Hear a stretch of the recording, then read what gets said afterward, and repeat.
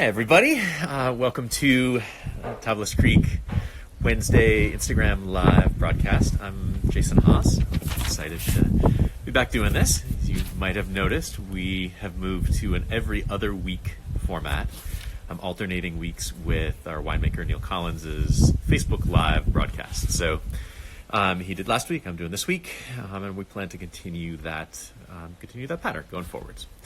I am super excited for my guest this week. It's Adrienne Ferrara, who, with her husband, runs Clesi Wines, owns and runs Clesi Wines. She's also a lecturer at Cal Poly in the wine business department, and I have the pleasure of going and guest lecturing at her classes a lot of quarters down there. So I'm really looking forward to talking to her about wine education in general under COVID, what's going on at Cal Poly, and then, of course, family business and how it all works. So I'll be inviting her in just a couple of minutes. But for now, as usual, I want to give you a little tour of what is going on at Tablas. And we'll do that while we wait for everyone to join. So I wandered around this morning up on Scruffy Hill, which is the head train dry farmed block that we have on the far side of Las Tablas Creek.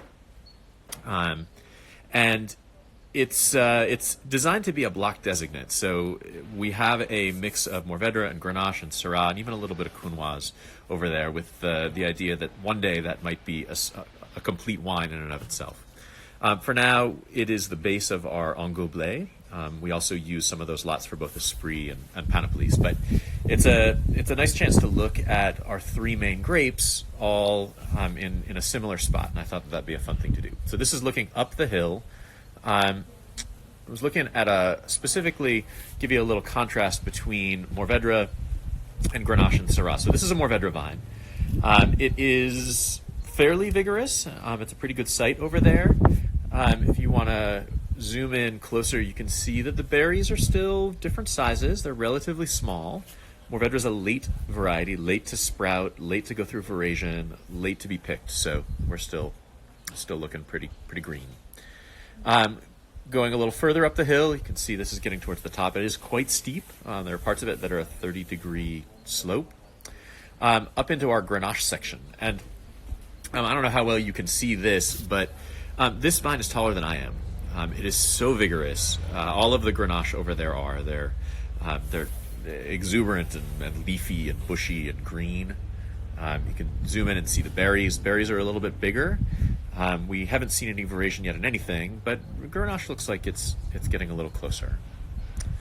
And then finally up to the this is a look down from Grenache back to the Mourvèdre where I was. And then finally onto the Syrah section of the vineyard. So this is a really steep block. This is looking sideways through it. So this is one of the kind of 25 degree slopes. Syrah's a little harder to head train than the other varieties because its growth is not quite so vertical. So what we have to do is train it up high, tie it to a stake, and then it comes out kind of like an umbrella. And you can see a little bit of that umbrella shape of the dry farmed Syrah. The clusters are quite well formed. They're kind of the classic conical Syrah shape. No veraison there either, though. If you follow us on Twitter, I shared that Beaucastel has veraison in Châteauneuf-du-Pape, and that's consistent with what we've seen over the last couple of decades. That we're usually a week to 10 days behind Châteauneuf in both ripening, veraison, and harvest. One close up of the soils there, and then I have something fun that I'd like to do. So you can see the limestone that's at the surface there. I picked up a rock. I'm going to get rid of the picture here now. I picked up a rock from there, and I'm going to show you what happens. One of the reasons why we think this is such a great soil for what we're doing. So this is a piece of the calcareous shale that we have underneath the whole vineyard. I'm going to get it wet. And if you watch what happens, you will see, I don't know how well you can see this in the camera, but it's already dried. That water's been absorbed, and that's what allows these rocks to act as a reservoir for the vineyard for the rest of the season. So I thought that would be a fun thing to do. I see a question from SQ at 48. When do we typically reach veraison for the various varieties? Normally we would start late July with Syrah and then into Grenache. Mourvedre's a little later. Counoise is the last. We don't usually get fully into veraison until the end of August. And then it's kind of a 6-week clock ticking from there. Okay, I'm going to invite Adrienne to join me now. And we'll go. No, we're waiting for her to join. One of the things I will be talking. Hey, Adrienne. Hi. How's it going? Pretty good. How are you? Doing great. Thanks for taking a little piece out of your day to join and talk wine. Thanks for having me. I'm honored to be here. Super cool. Okay, so I gave a little introduction to some of the various things that you do at Clesi and at Cal Poly when I first started. How did you get into wine in the first place?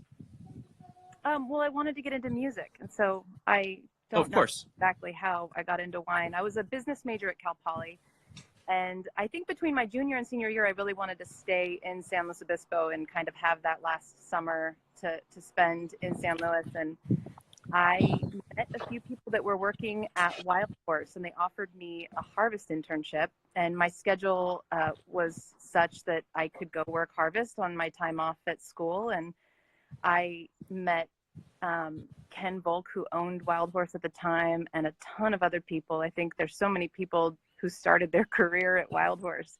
Even Neil didn't start it there, but Neil worked there. I mean, no, he did start there. That was his first job in the wine business. He'd been working as a chef in Santa Barbara and decided he wanted to try a harvest winemaking, and essentially has never left. Now it's been 35 years. It's amazing. It was such a, I mean, it is still, but it was such a great place at the time. I think tomorrow the PRWCA is doing a, can't remember what they call it, but they're gonna do a Facebook hangout. That's what they're calling it. And it's Ken Volk and a bunch of people that worked for Ken at some point, and all of the different wineries that they've gone on to create and wines that they've made. Ken is a treasure. The tree of people who started there and have moved on is as you said, it's incredible. Yeah, and his stories are amazing. He's been in business so long. So yeah, I started at Wild Horse, and I worked in the cellar, and I finished school, graduated with a degree in marketing, and there was a position available in the marketing area under Barbara Smith and Brian Storrs, and I got to work for them, and the rest is kind of history. But I had a great experience at Wild Horse. Cool. And so when did you start Clesi? That was how? We started in 2004 was the first vintage, and it was, not too long after Sideways, and everyone was going and making Pinot Noir at the time. And my husband and I, Chris, we were just like, we're going to do something completely different. And there was a block of Dolcetto that came available, and we made 75 cases of Dolcetto and sold it all to local restaurants, and the rest is kind of history. But we've always had an exclusively Italian varietal portfolio, obviously grown and produced on the Central Coast. And when did you start teaching at Cal Poly?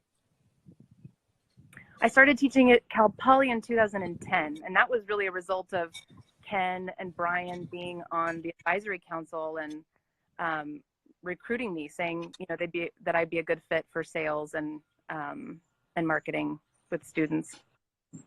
And so, what classes do you teach in a normal year? I teach the broad market sales class. I teach the direct-to-consumer sales class. We've developed 2 classes, which used to be 1.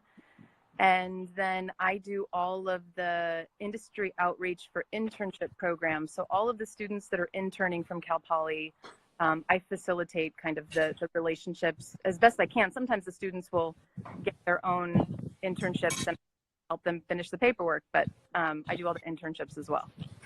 Cool. And I've had the pleasure of coming down and being a speaker at several of your classes. I'm always inspired by the kids who are in that Cal Poly program, and they're just the level of interest and the the things that they are doing still in college age that is so far beyond what a generation earlier anybody would have had the opportunity to do, or the expectation that they could do. Yeah, well, and Cal Poly, the major was a result of the interest of students. You know, it was a club first, and then it turned into a minor as a result of the faculty who were also interested in making wine. They were like, hey, we could just put this in the curriculum where we'll have a, you know, fruit science course, and then we'll make wine, because it makes perfect sense to have that be part of a lab. Or so it was a club first, hosted by faculty, then it was a minor, and it became so popular they developed it into a major. That was, I think, the first graduating class was roughly 2006. And so it's now, I mean, it's now one of the largest wine and vid and wine business programs in the country. It is, because it feds all three areas. So you've got viticulture, enology, and wine business. So Sonoma State is just wine business. Davis is more focused on the production sides. But yeah, we've got all three. So it is largest by students. Cool. So we got a couple questions that people sent in ahead of time, maybe because of the picture that I chose of you with your kids to promote about this. But it's a relevant question, I think, for all of us with families and family businesses. How do you go about kind of balancing the different things that you have to do between your work with Clesi, your work at Cal Poly, and your family, 3 kids? I mean, this is not an easy thing. Yeah, I think Cal Poly, it's funny, Cal Poly, when I went over there, they were like, hey, this would be a great place if you wanted to start a family. So they really knew, I think, that was a hot button issue for me at the time, in my late 20s, I think. And it's a great place to work. I love our students.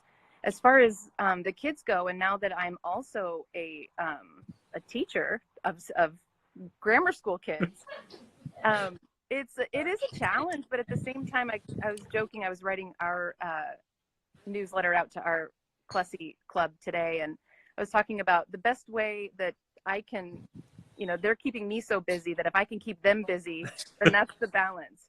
So as a result of that, our garden here at the ranch is massive and slightly chaotic, because we're like, hey, plant beets, and they go plant beets, and the line is not right, like straight, but they're busy all day long getting dirty and learning something, hopefully. Absolutely. Cool. So like everybody else, I mean, your spring was thrown into a very different pattern than I'm sure you were expecting because of the coronavirus. I want to talk to you both about what that meant at Clesi and what it meant at Cal Poly, but let's do Cal Poly first. How was your experience in having to switch from an in-person classroom to lecture via Zoom? You know, it's funny. I feel like I had a pretty good experience. On the one hand, I think the first day, you know, I set up my computer in the cellar at the winery, so you wouldn't hear the kids in the background. And then I kind of felt like for the first 45 minutes or whatever that I was just talking to myself in a room. And I realized quickly that probably wasn't going to be the best way for me. I tend to be more interactive. Cal Poly in general, with the learning I'm doing, is very interactive.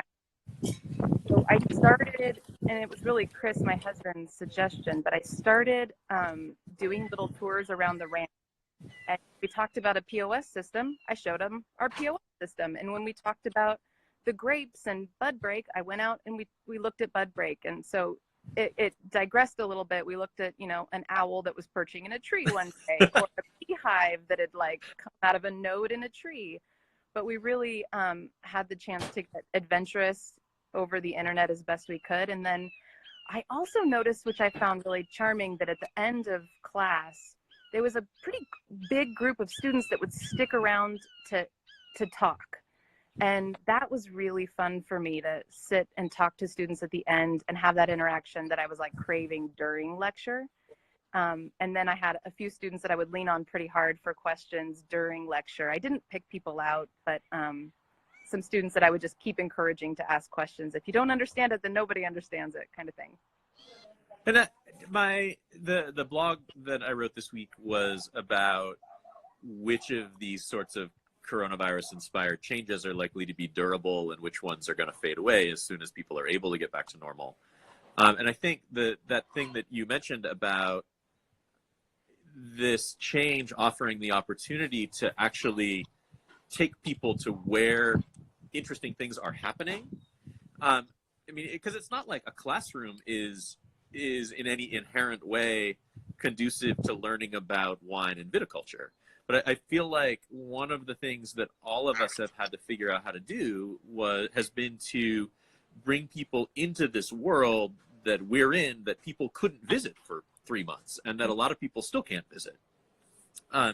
So it seemed to me like that sort of exposing our world via electronic means was one of the things that we probably all should have been doing anyway, but that this has forced us all to do.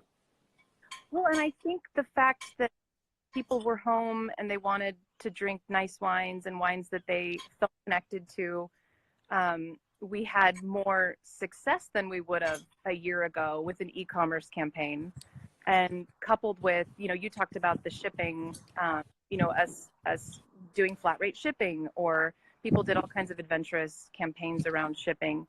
But certainly there were people that were more inclined to buy a case instead of 2 bottles or whatever, and we could ship it out. I know my husband and I on the Clesi side had been really reluctant to do e-commerce campaigns, and we had the tasting room open, we had the wine club, we had these 2 things that were working really well for us, and we just didn't allocate the time to the e-commerce campaign. And so that was one thing we did, was every 10 days to 2 weeks, we reached out to people and we said, hey, here's what's going on with us, and we have flat rate shipping and curbside pickups, and kept people a little bit updated on what was going on. And most of the people were emailing know us because they come in regularly or buy regularly, and it was really wonderful to talk to people and get feedback from people that way. Yeah, I think that along with what you mentioned about the students wanting to hang out after class and just chat, I think we were all a little starved for contact with the outside world. And if we as businesses, as wineries, were able to provide a little bit of escape and some of that contact, I think people were really grateful, and they responded warmly. Yeah, we did an activity in class, and it was the result of the WISE Academy coming in and talking to us about best practices in hospitality for the students.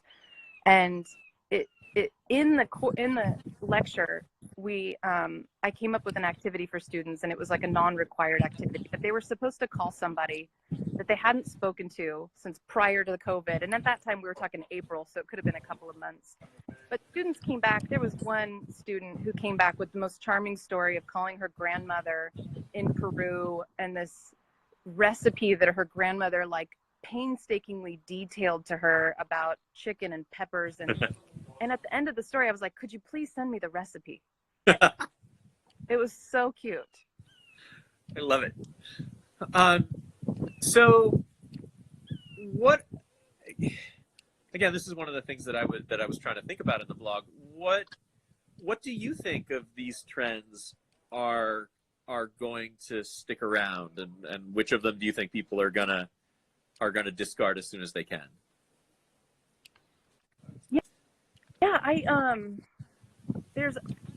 For me, I think it's also wishful thinking. Like, I hope that people sit down with their family at the end of the night to dinner and drink the wines that they're really close to, the wines that they've,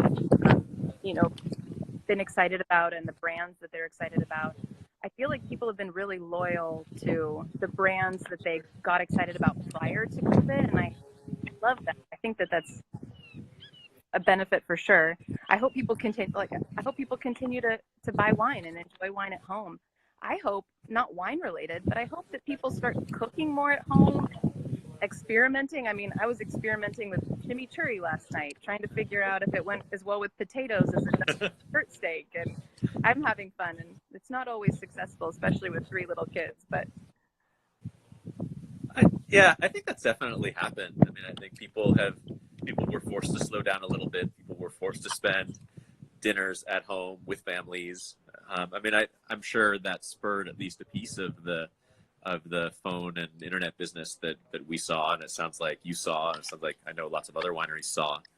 I hope that sticks around. My wife and I were talking this morning. We have Sebastian, who's our 12-year-old. He's at soccer camp this week, and this is like the first actual scheduled activity we've had to get up for in several months. And like, it's not like it's that early. We have to get him there at 8:15, but still, we were looking at each other. We're like, wow, it's been really nice being able to kind of sleep in and have relaxed mornings and not have to scramble, get up at 6:30 and get everybody ready for school. And I don't know where I was going with that, but I do think that the time that we've all been forced to spend together and the fact that I think most people's lives have slowed down can have some benefits too. Yeah. Oh, I think so too. I mean, and for us, we're trying to get adventurous, keeping the kids busy. And if that means, we're looking at bugs one day, we went fishing because, you're trying to do stuff outside and the kids don't know how to go fishing. And I said, well, if you want to go fishing, you've got to dig for your bait. So they were digging for worms for like 2 hours. And it was fantastic. What kid doesn't want to dig for worms anyway? I mean, that's probably even more exciting than the fishing.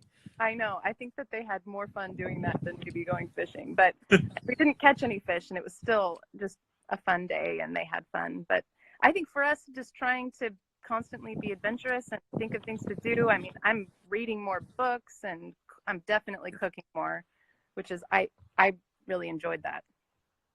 Cool. So we should probably talk a little bit about the new state orders that came down this week. Again, if you listeners, watchers, if you aren't aware, the California governor's office essentially statewide closed indoor restaurant dining, indoor winery tasting rooms, all bars and breweries and brew pubs, in an effort to really look hard at the places where it seemed like the risks of spreading coronavirus were the highest. That doesn't impact what we're doing out here at Tablas because we had already made the determination that it was we really felt like it was safe tasting outdoors, and we weren't comfortable with the risks of tasting indoors. So we didn't have to change anything. We're still open. It sounds like you're basically in the same boat, Adrienne, at Clesi. We are. We decided, I think, early on to keep everything outside. We initially, last weekend was scorching hot. This weekend's not going to be scorching hot, but last week was warm. So we have fans, misters, and umbrellas. I'm sitting out on one of the picnic tables right now in our front porch. And so I think that we're able to do it, especially, this weekend's going to be in the 80s. It's going to be beautiful. But for us, indoor tastings is not really an option that we're ready to. It sounds like it's not allowed anyway. So we're just continuing to do what we've been doing, following the guidelines, I think, fully and cautiously as we can. Yeah. And this strikes me as that we are kind of gradually stumbling our way as a state and community towards an understanding of what sorts of interactions, what sorts of activities, what sorts of businesses can be operated at an acceptably low level of risk, and what can't. It may well be that bars will be closed. This may be a many months long thing. I don't know. We'll see where that takes us. Yeah. Has Cal Poly announced yet what its plans are for the fall in terms of in-person versus remote versus some sort of hybrid? The plans that were announced a while back is that all courses that could be administered virtually will continue to go virtual. I think there are select courses that are more lab instruction and small enrollment lab instruction that will be in person where possible. So that was announced, I think, maybe even a month and a half ago. And that's continuing to be the position at Cal Poly as far as and we're all waiting for to find out what our town's schools are going to do for our kids. I know you're in Paso, we're in Templeton. The announcement's supposed to come tomorrow. There's a school board meeting tomorrow in Templeton. Do you know when you're going to hear about Paso? We have a virtual meeting tonight at 6, so I'll be on that meeting for sure. Yeah, well, we'll figure it out, whatever it ends up. Yeah. I mean, I think we all want to make the best decision for everybody involved and proceed as safely as possible. Yeah, I mean, we're just this isn't anything that's unique to us in the Central Coast of California, but this is just a set of difficult questions without obvious right answers that are balancing risks, whichever way decisions are made. Mm-hmm. Okay. What other questions? We got a question in asking if you think Cal Poly will ever have a wine festival again. Ooh, that's a good question. Well, the wine festival kind of changed its model in a sense. The Cal Poly Wine Festival initially was put on by Keith Patterson, who was a beloved and wonderful figure at Cal Poly for so long. And it was, I think back when I was at Wild Horse, in the early 2000s, it was still mostly industry people attending. And it turned into a student festival. And I think it was so, so powerful and so busy. And it just got a little bit away from, I think, what they initially had wanted. But I don't know the answer to that. Right now, there is the Cal Poly Winemaker Showcase, which is a fundraiser dinner. And the dinner was a couple of weeks before the COVID shutdown. So it was able to successfully go. And if you wanted to do something with Cal Poly alumni winemakers and go have a nice dinner, it's a lovely event and a great fundraiser program. Cool.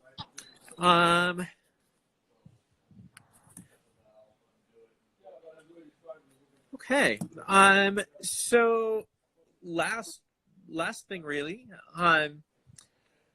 are there things that you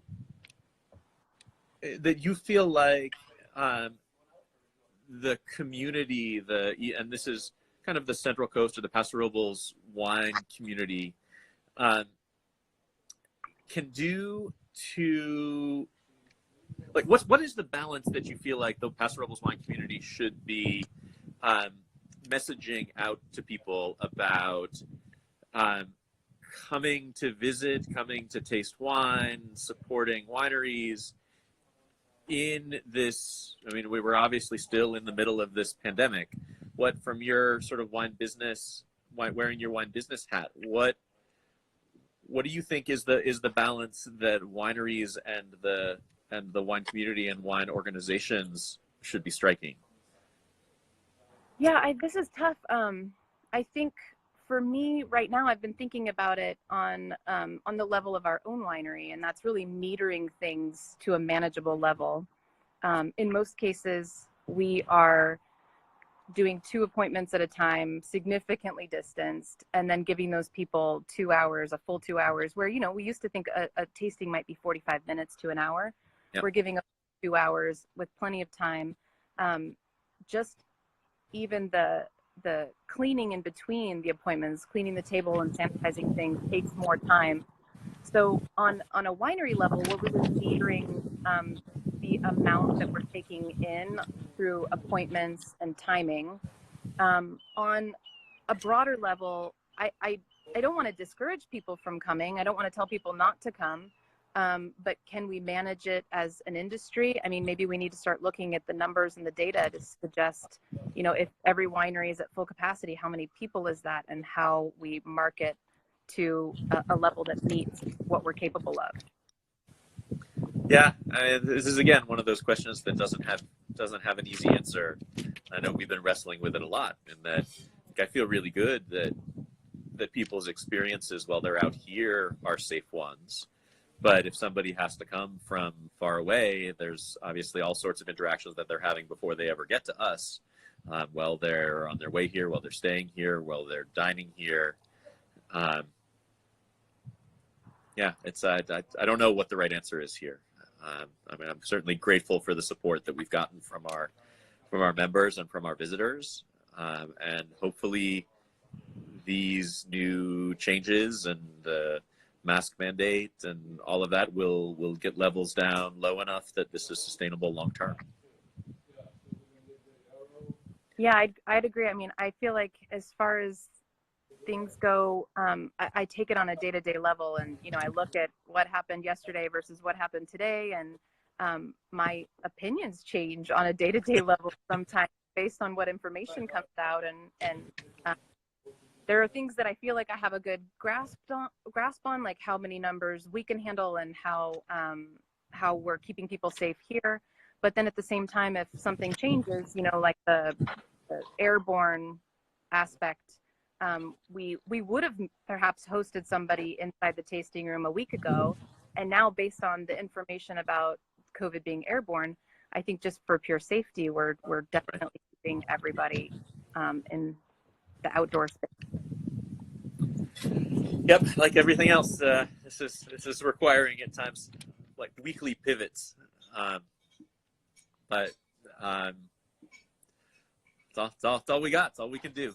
Right, and there's definitely the customer's best interest at heart. So I know with you guys, there's a lot of times that I'll make a decision for our winery. My husband and I will make a decision for our winery, and I'll go check what you're doing just to make sure that we're kind of on some parallel scale, because I feel like there are wineries out, in the area that I just feel like have a good grip on, or just a paralleled idea about the safety of what's going on. And you guys are typically one of my first to go check and see what Tablas is doing, because I want to make sure that it's relatively in line with what we're doing too. Awesome. Well, thank you. I'm flattered. Cool. So if people want to learn more about Clesi, how should they do that? Where should they go? Well, we've got an Instagram page, but I told you, like, our e-commerce, our online platform is not super robust. I tend to show pictures of the wildlife on the ranch because I think that it speaks to kind of the culture of kind of sustainability and everything out here.